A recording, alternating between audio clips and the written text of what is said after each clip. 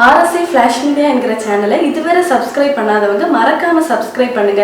பக்கத்துல இருக்க பெல் ஐகானை பிரஸ் பண்ணி ஆல் கொடுத்து வைங்க. முதல்ல அண்ணாமலைக்கு சட்டமன்றம் என்ன பாராளுமன்றம் என்ன தெரியாது. அவர் சட்டமன்றத்துக்கோ பாராளுமன்றத்துக்கோ சென்றவரும் அல்ல, அந்த நடவடிக்கைகளை கவனித்தவரும் அல்ல. மதிப்புக்குரிய அமைச்சர் மனோ தங்கராஜ் அவர்கள் பேசுவது விளையாட்டாகத்தான் இருக்கிறது.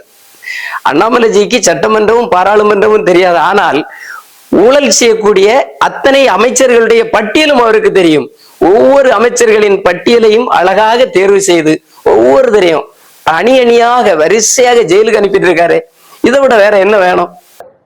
திமுக தேர்தல் அறிக்கையில மிக முக்கியமான தேர்தல் அறிக்கைகள் என்று சொல்லுகிற நேரத்தில் இத்தனை ஆண்டு காலம் 10 ஆண்டு காலம் கேஸ் பெட்ரோல் விலை இந்த அளவுக்கு உயர்த்தி இந்திய நாட்டில் உள்ள மக்கள் அத்தனை பேர் இந்துக்களை எல்லாரும் வஞ்சித்த மோடி அரசினுடைய பெட்ரோல் விலையை ஏகദേശம் நேர்பாதியா குறைப்போம்னு சொல்லியிருக்கோம்.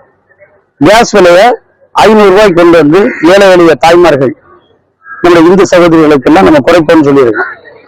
அதே போன்று இன்றைக்கு இந்த வழிப்பறி போன்று செய்யப்படுகின்ற இந்த டோல், எங்க பார்த்தாலும் டோல் எவ்வளவு அமௌண்ட், அது அப்படியே ரத்து செய்யும். இதெல்லாம் யாருக்கு? சென்ட்ரல் பகுதியில் வருதா, ஸ்டேட் பகுதியில் வருதா?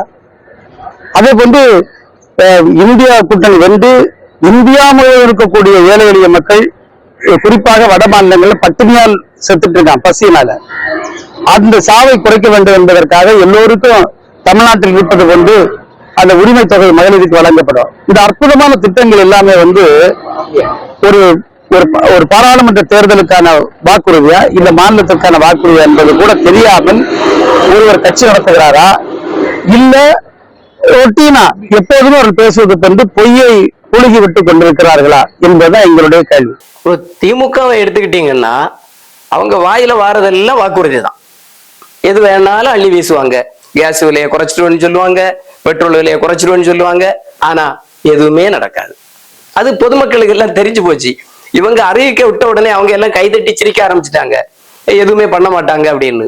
உதாரணத்துக்கு சொல்ல போனால் மகளிர் உரிமை தொகை அனைத்து மகளிருக்கும் அப்படின்னு முதல்ல சொன்னாங்க. அப்புறம் தகுதி பார்க்காங்க. தகுதி ஒவ்வொருவருக்கும் என்ன தகுதி இருக்கணும். இதனால நிறைய பேருக்கு உரிமை தொகை கிடைக்காத வீடுகள்ல பெரிய பிரச்சனை நடந்து போச்சு. புருஷன் என்ன ஒன்னுட்டு அந்த தகுதி இல்லையா, அதனால அவங்க தரமாட்டாங்கன்னு சொல்லிட்டாங்கன்னு. இப்படி மக்களை வஞ்சிக்கக்கூடிய அரசு தான் திராவிட முன்னேற்ற கழகத்தினுடைய அரசு.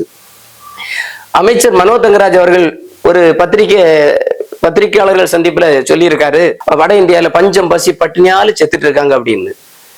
இவருக்கு தெரியாதுன்னு நினைக்கிறேன். மத்திய அரசு பஞ்சம் பட்டினி இல்லாமல் மக்கள் வாழ்வதற்கு பிரதான் மந்திரி கரீப் கல்யாண் அன்ன யோஜனாங்கிற ஒரு திட்டத்துல ஒரு தனிநபருக்கு 5 கிலோ அரிசி வீதம் ரேஷன் கடை மூலமாக விநியோகம் செய்யப்படுகிறது. இவருக்கு தெரியாதுன்னு நினைக்கிறேன். ரொம்ப வறுமைக்கோட்டுக்கு கீழே இருக்கக்கூடியவங்களுக்கு அந்தியோதயா என்ற ஒரு திட்டத்தின் கீழ் 35 கிலோ இலவச அரிசி மத்திய அரசு வழங்கிட்டு இருக்கு. அப்புறம் எங்க பஞ்சம், எங்க பசி, எங்க பட்டினி இருக்கு? இவருக்கு தெரியலன்னு நினைக்கிறேன். அதெல்லாம் பார்க்கணும்.